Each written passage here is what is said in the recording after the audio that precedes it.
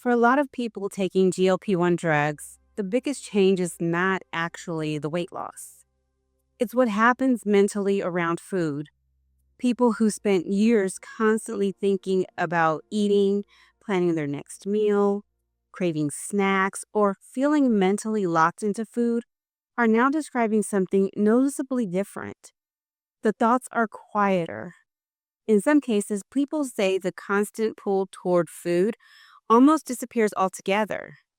A 2026 survey published by Health looked at 500 current GLP-1 users and found that 70% reported a reduction in what many now call food noise. 97% said they experienced at least one lifestyle improvement in connection to the medication, and nearly every participant reported some form of health improvement as well. What researchers are seeing now is that drugs like Ozempic, Wegovy, and Zepbound appear to be affecting more than body weight. The effects are starting to show up in everyday behavior and daily routines. Researchers and physicians describe food noise as a constant mental focus on eating and food-related thoughts. Obesity researcher David Allison explained that the issue goes beyond physical hunger. It involves the ongoing cognitive attention people give to food throughout the day. As GLP-1 use spreads across the United States over the last several years, researchers started noticing several behavioral changes that extended beyond standard medical outcomes like weight loss and blood sugar control. The conversation around food noise grew alongside broader evidence showing these medications were affecting spending habits, routines, and social behavior. Over time, multiple studies and surveys started pointing in the same direction, making the pattern harder to ignore. One of the strongest examples came from the research conducted by Cornell University alongside consumer data company Numerator. Researchers reviewed the purchasing behavior across 150,000 households and found that the households with at least one GLP-1 user reduced grocery spending by 5.3% within 6 months of starting the medication. Among higher income households, spending dropped more than 8%, and spending at fast food restaurants also fell by about 8%. Researchers found some of the biggest declines in calorie-dense foods, particularly snacks, sweets, and other heavily processed products. What starts as appetite suppression is now showing up in broader consumer behavior.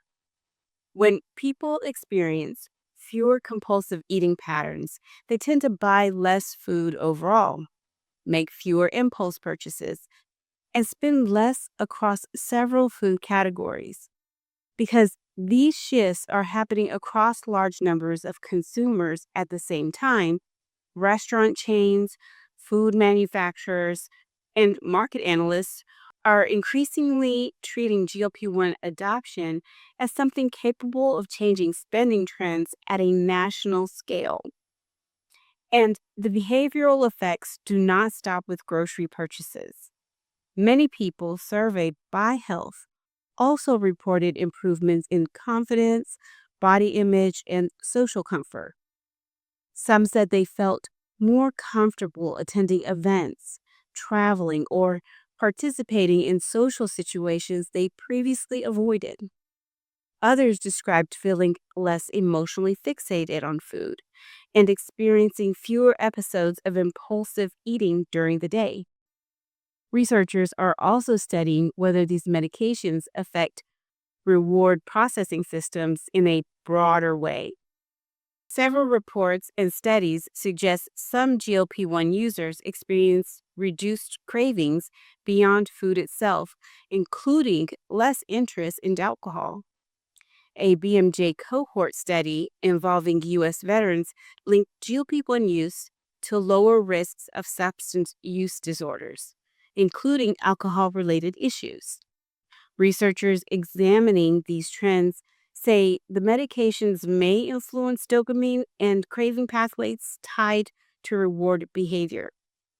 At the same time, experts continue to caution that many of these findings are still observational and remain under active study.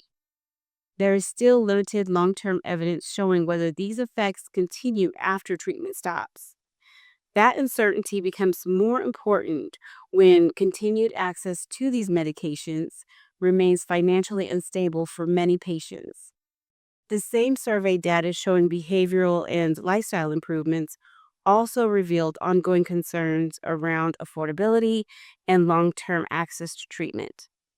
30% of respondents identified affordability as a major issue. 62% said they felt uncertain or uninformed about what happens after stopping the medication. Research and reporting also indicate that many patients discontinue GLP-1 drugs within 2 years because of cost, side effects, or insurance-related barriers. That creates another layer of disruption beyond the medication itself. For some people, GLP-1 treatment changes eating habits, shopping behavior, and everyday routines. But maintaining those changes often depends on staying on a medication that can cost hundreds or even thousands of dollars per year without reliable insurance coverage. Some households may spend less on groceries simply because they are consuming less food overall. Research connected to the Cornell analysis estimated average grocery savings at around $390 annually per household, with larger reductions among higher income households. Even so, those savings are relatively small compared to the yearly cost of GLP-1 medications for patients paying out of pocket. Another issue developing alongside increased GLP-1 use is social stigma. A separate health survey found that 76% of GLP-1 users reported experiencing stigma connected to the medications. 43% said they were uncomfortable discussing their medication use publicly. Even as these drugs become more common, many respondents still felt they were viewed as shortcuts or a form of cheating instead of legitimate medical treatment. The result is a situation where millions of people are experiencing measurable behavioral and lifestyle changes while also dealing with financial pressure, uncertain long-term access, and public judgment surrounding treatment. Researchers are continuing to study whether reduced food noise is primarily a temporary appetite effect or part of a broader shift in how cravings and reward systems function. What already appears clear is that these medications are affecting more than weight alone. Their impact is now visible in spending patterns, eating behavior, social habits, and daily routines across large populations. For many users, the most meaningful change is not simply physical weight loss. It's the reduction of a constant mental struggle around food that shaped everyday life for years. If you follow reporting on GLP-1 drugs, healthcare access, and behavioral trends tied to these medications, subscribe to Dose and Demand for more coverage on how these changes are affecting everyday life across the United States.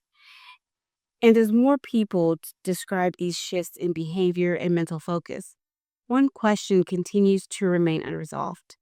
If these medications are changing daily behavior at scale, what happens when long-term access becomes inconsistent or unaffordable? Thank you for watching, and I'll see you next time on Dose and Demand.